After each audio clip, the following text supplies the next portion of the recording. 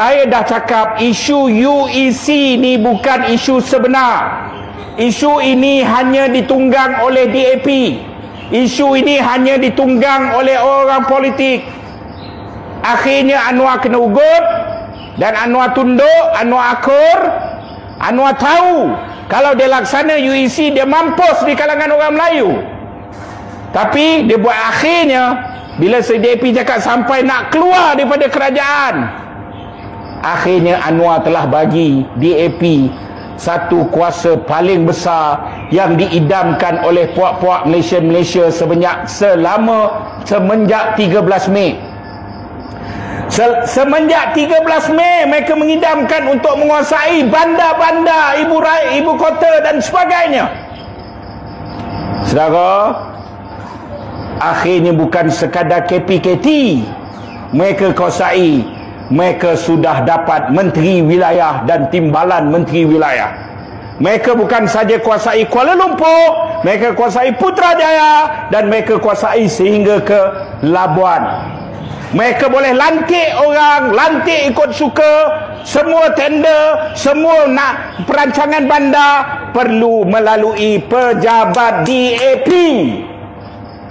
Saudara-saudari yang saya hormati sekalian, kembali kepada sahabat-sahabat UMNO, khususnya pemuja Najib Razak, lupakanlah Najib akan dapat pengampunan diraja. Saya bagi tahu dalam penyusunan pengampunan majlis lembaga pengampunan di bawah Yang di-Pertuan Agong, menteri wilayah, dia lembaga pengampunan ni ada semua negeri. Menteri besar kerajaan negeri akan jadi ex officio Negeri Sembilan.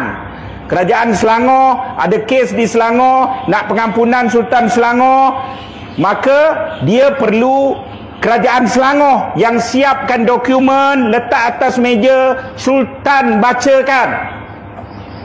Dan di peringkat wilayah persekutuan, peringkat pusat, ia adalah dalam bidang kuasa yang berhormat Menteri Wilayah. Bila Menteri Wilayah DAP ni, saudara ingat, Najib boleh dapat ke pengampunan Yang di-Pertuan Agong? Takkan merasa engkau orang kena tipu, kena kencing lah bosku, ataupun memang korang kencing diri korang sendiri. Korang bukanlah nak setia dengan Najib apa semua, asal ada isu masuk bersama dengan kerajaan, korang dah cukup kenyang.